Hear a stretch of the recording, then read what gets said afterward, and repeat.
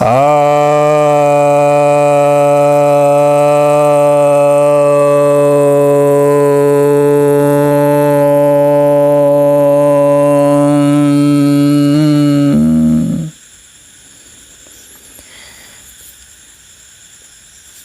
भक्तजनों को सप्रेम नमन। भक्तों, आज एक हल्के फुल्के विषय पर जो जिज्ञासा है उस पर कुछ कहने जा रहा हूँ। कुछ लोगों का यह कहना है कि बुद्ध जो है गोबर खाते थे, टट्टी खाते थे, पेशाब पीते थे। क्या यह सही है कि क्या ऐसा वे करते थे? और करते थे तो क्या यह उचित है?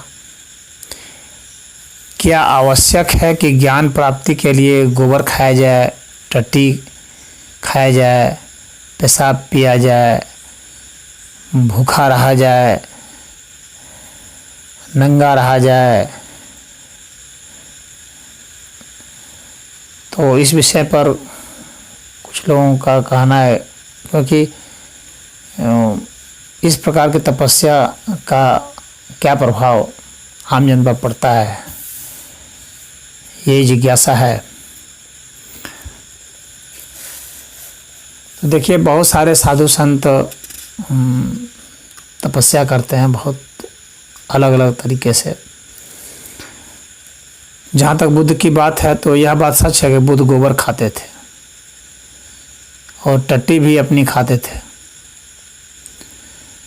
और पेशाब भी अपना पीते थे, पत्ते भी खा कर आते थे। यह बुद्ध ने खुद ही कहा है। भगवान बुद्ध का और उनके शिष्य सारिपुत्र का संवाद है। बौद्धों का एक ग्रंथ है मध्यम निकाय का करके, ये त्रिपिटक में इसकी गिनती होती है। त्रिपिटक 3 ग्रंथों का समुदाय है। तो इस मध्यम निकाय में इस ग्रंथ के जो अध्याय है महासिंहनाद सुत्त, तो इस अध्याय में बतलाया गया है भगवान बुद्ध का सारिपुत्र के साथ संवाद है, जिसमें कि वे बताते हैं कि उन्होंने कैसे कैसे तप किए, उग्र तप किए। तो इस उग्र तप के विषय में वे बतलाते हैं कि वे तिन्नी खा के रहे, कोदो खा करके रहे, घास खा करके रहे, पत्ते खा करके रहे। तो और नंगा रहे, और खाने के क्रम में ही वे बताते हैं कि गोबर भी खाए हुए बहुत समय तक, और बहुत सूख गए थे। तो बिल्कुल जंगल बिहड़ में रहते थे, एकांत में रहते थे, जहाँ जाने में लोग घबराते हैं वहाँ रहते थे। अपनी टट्टी भी खाए वो, इस बात का उन्होंने स्वयं अपने मुंह से ही वर्णन किया है। और अपना पेशाब भी पिए। उनके वो खुद बताते हैं कि वो तपश्चर्या के दौरान वे नंगे भी रहते थे। कभी पेड़ की छाल भी लपेट लेते थे, कभी कोई गुदड़ी लपेट लेते थे, कभी पत्तों से ढक लेते थे।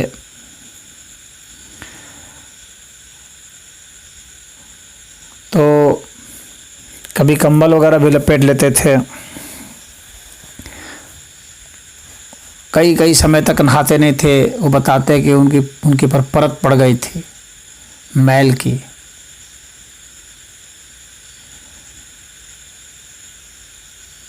अपना केस दाढ़ी सब नोच लिए थे। खड़ा होकर के तपस्या भी किए, उंगड़ू बैठ करके भी तपस्या किए। तो ये जो है, ये तप होता है, भीषण तप उन्होंने किया था। हालांकि जहाँ तक इसकी बात है कि ऐसे तपों से आम आदमी पर क्या प्रभाव पड़ेगा। बुद्ध स्वयं कहते हैं कि वे जो है 80 वर्ष के बुढ़े जैसे लग रहे थे जवानी में ही। आंखें धंस गई थी, गाल पिचक गए थे, सिर के खाल जो है उतर गए थे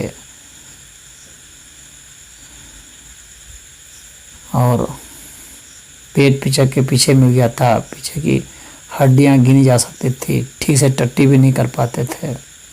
टट्टी करने के लिए उठते थे तो गिर जाते थे। तो ये स्थिति थी उनकी। इस भीषण तपश्चर्या से लोग घबरा जाते हैं। सामान्य आदमी सुनते हैं तो घबरा जाते हैं। उनके मन में उनके प्रति जो है श्रद्धा या घृणा दोनों भाव हो सकते हैं, परंतु एक भय का भी भाव हो जाता है। और उस स्थिति को सुन करके लोग तपस्या के नाम से डर जाते हैं कि इतनी तपस्या, ज्ञान के लिए इतनी तपस्या करनी पड़ती है क्या? ऐसी तपस्या करनी पड़ती है क्या? बुद्ध ने हर तरह के कर्म करके देखे, जितने भी आध्यात्मिक कर्म थे हर तरह कर्म करके देखे। योग की भाषा में यदि बात करें तो यह प्रत्याहार की स्थिति आती है। ये जो तपस्या है यह जो है नियम के तहत है और प्रत्याहार के तहत है।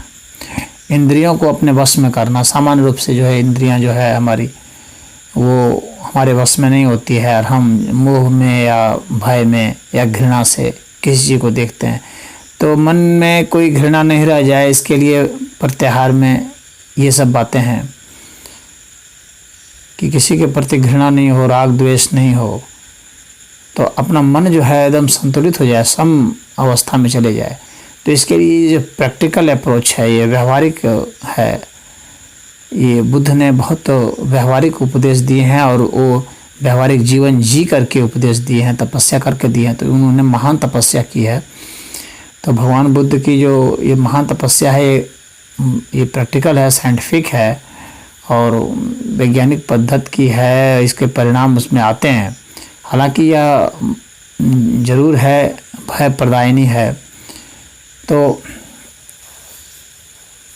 लेकिन उस पद्धति से तो यह है और ये रास्ता है और उन्होंने इस रास्ते को चुना और व्यवहारिक अनुभव करके देखा कि आखिर ज़िंदगी कितने एक्सट्रीम तक जाती है, अंतिम छोर तक देखा।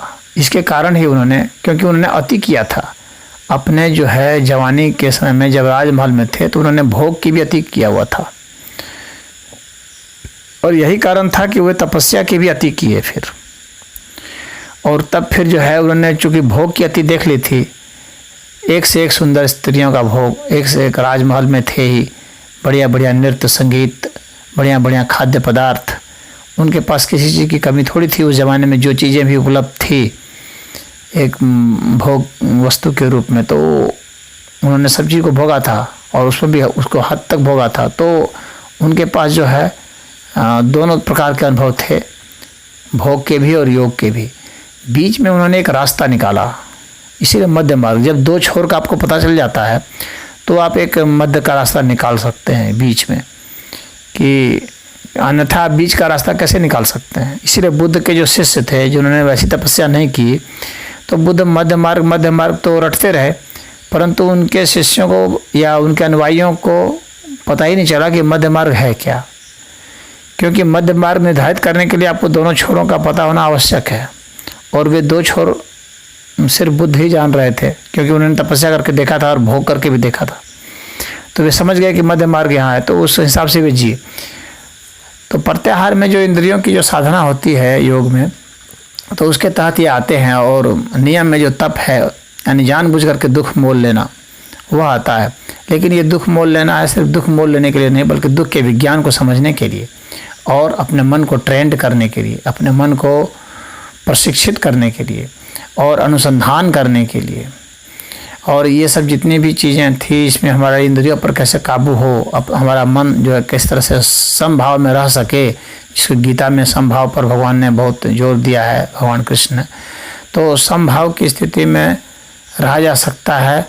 तो उसका जो प्रैक्टिकल व्यवहारिक अनुभव किया बुद्ध ने, छोड़ अपना तपस्या की हद तक जा कर के भीषण से भीषण ठंड में रहे, भीषण से भीषण गर्मी में रहे। बुद्ध बताते हैं कि ठंड में भी वे बिल्कुल नंगे ही रहते थे, बिना आग जलाए हुए। गर्मी में भी वे जो है दिन में मैदान में ही रहते थे, तपती धूप में।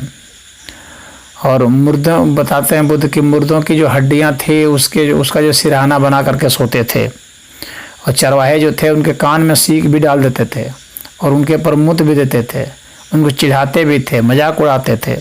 कहने का मतलब है तमाम तरह की जो है उन्होंने जो दुश्वारियाँ थी, जिसको तप कहा जाता है, उसको उन्होंने झेला। और तब जा कर के उनका ये जो एकांत सेवन था और इस तरह की जो तपस्या थी, तो इस तपस्या से उनका मन जो है ट्रेंड हुआ, मन जो है धीरे धीरे समभाव में स्थित हुआ। तब जा कर के उन्हें उस चीज़ का बोध हुआ जिसको कि ज्ञान कहते हैं। तब उन्हें निर्वाण की उपलब्धि हुई। तो तपस्या के माध्यम से व्यक्ति छोरों को जानता है, तो तब तो व्यक्ति को करना ही पड़ता है। एक छोर से दूसरे छोर में जाने के लिए अगर इस रास्ते में जाते हैं तो हालांकि अलग अलग योग पद्धति की, चाहे कर्म योग हो, ज्ञान योग, ध्यान योग, सब पद्धति के अलग अलग योग हैं और अलग अलग तपस्या है। कोई ज़रूरी नहीं है कि हर व्यक्ति यही तपस्या करे। तो इसलिए बहुत भयभीत होने की ज़रूरत नहीं है। जिसको भय लगता है तो जाहिर सी बात है कि फिर उसके लिए इस तरह के तपस्या का नहीं है, तो वो कोई और रास्ता भी अपना सकता है। इसलिए भगवान कृष्ण ने गीता में बहुत सारे रास्तों को बताया है। हम लोग में बहुत सारे योग पद्धतियाँ हैं, ज्ञान योग है, ध्यान योग है, भक्ति योग है, मंत्र योग है, तंत्र योग है, यंत्र योग है, कर्म योग है, संन्यास योग है, बहुत सारे योग हैं। उनमें से जो भी जिसको उचित लगता है वो उस रास्ते को अपना सकता है जहाँ जिसका है। लेकिन इस क्षेत्र का जो बुद्ध ने अपनाया, तो इस क्षेत्र का अपना प्रैक्टिकल अनुभव है और बहुत ठोक बजा करके है। और यहाँ से व्यक्ति का पतन होने का चांस नहीं होता है, क्योंकि वह व्यक्ति उस पूरे अनुभव के साथ वहाँ से गुजरा होता है। तो अब इस दृष्टि से नहीं देखना चाहिए, घृणा की दृष्टि से, कह रहे भगवान बुद्ध जो है गोबर खाते थे और टट्टी खाते थे, पेशाब खाते थे, तो बेकार गंदे आदमी थे, नहाते नहीं थे, नंगे रहते थे, तो गंदे आदमी थे। तो उस नज़रिए से नहीं देखना चाहिए। हालांकि कोई व्यक्ति ऐसा इस नज़रिए से देख सकता है, लेकिन यह उनकी तपस्या का एक अंग था जिसको कि उन्होंने बखूबी निभाया और बहुत शांत चित्त होकर के निभाया। वे कहते थे कि मैल की जो परत है पड़ी रहती थी, परंतु मेरे मन में यह इच्छा नहीं होती थी, यह वासना नहीं जगती थी कि कोई इसे साफ कर दे या मैं इसे साफ कर दूं। तो उसको छुड़ाने में उनके रोमे भी उखड़ जाते थे।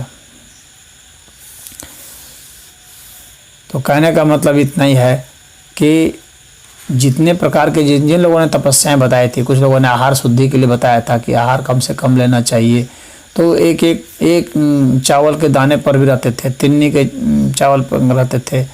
तो उनको जिस तरह से जिस भी व्यक्ति ने, जिस भी पंथ ने जो रास्ते बताए, बुद्ध उन सभी रास्तों से उन्होंने यज्ञ भी किया, हवन भी किया, हर तरह का उन्होंने कर लिया ताकि कोई बाकी नहीं रहे। बेर खा करके उन्होंने गुजारा किया। तो हर रास्ता उन्होंने अपनाया और उसके बाद देखा कि सही रास्ता कौन सा है जिससे कि वास्तव में वो पथ जाता है। तो ये सारे रास्ते जो थे, ये सारे रास्ते कहीं किसी तरह से इंगित कर रहे थे, कहीं ना कहीं संकेत दे रहे थे कि आप इस तरफ बढ़ें। तो इससे उनका मस्तिष्क ट्रेंड हो रहा था, तो इसलिए उनका माइंड बहुत स्ट्रांग हो गया था। और उतना जो रुक्षाचार जो व्यक्ति किया हुआ हो, उतना तप जो व्यक्ति किया हुआ हो, उतना वो बतलाते हैं कि वो ऐसा जिस खाने को कुत्ता भी देख लेता था उस खाने को वो नहीं खाते थे। तो इस स्तर पर थे, एकांत सेवन तो कर ही रहे थे और किसी प्राणी को कष्ट नहीं पहुँचे इसका वो बहुत ख्याल रखते थे। वो कहते थे कि जो पानी में भी अगर कोई जीव है अगर पता चल जाता था तो उसका सेवन हम नहीं करते थे। तो इस तरह से उन्होंने जो है अनुकंपा भी अपनी जारी रखी थी। तो ये काफ़ी कठिन तप था जिससे कि वह पात्रता उनको मिली जिससे कि वे निर्वाण को प्राप्त हुए। तो यही यहाँ का संदेश है। और यदि जहाँ तक प्रभाव की बात है समाज में, तो तपस्वियों का तो समाज में बहुत सम्मान रहा है, इसलिए बुद्ध का भी बहुत सम्मान हुआ। उन्होंने घनघोर तपस्या की। तो तपस्वियों का, त्यागियों का सम्मान तो होना ही चाहिए, लेकिन त्याग का भी त्याग जब हो जाता है तो वह और ऊंची अवस्था होती है, जैसे बुद्ध की थी। तो समाज में तो सकारात्मक प्रभाव पड़ा, तभी उनके बहुत अनुयायी बने। और इसी समभाव के कारण ही, चाहे स्त्री हो, चाहे पुरुष हो, चाहे किसी भी जाति भेद का हो, उन्होंने सबके साथ समता के साथ व्यवहार किया। जब आपकी बुद्धि सम होती है तो आपका व्यवहार भी सम होता है। तो फिर उसमें किसी जाति विशेष, वर्ण विशेष, लिंग विशेष या क्षेत्र विशेष के प्रति पक्षपात की भावना नहीं रहती है। तो ये उनकी तपस्या का ही परिणाम था कि उनके विचारों में ऐसी समता आई। अन्यथा कहीं ना कहीं जो है पक्षपात व्यक्ति करने लगता है। तो इस तपश्चर्या का जो आगे परिणाम आया वो समाज के लिए, आने वाले समय के लिए बहुत अच्छा रहा।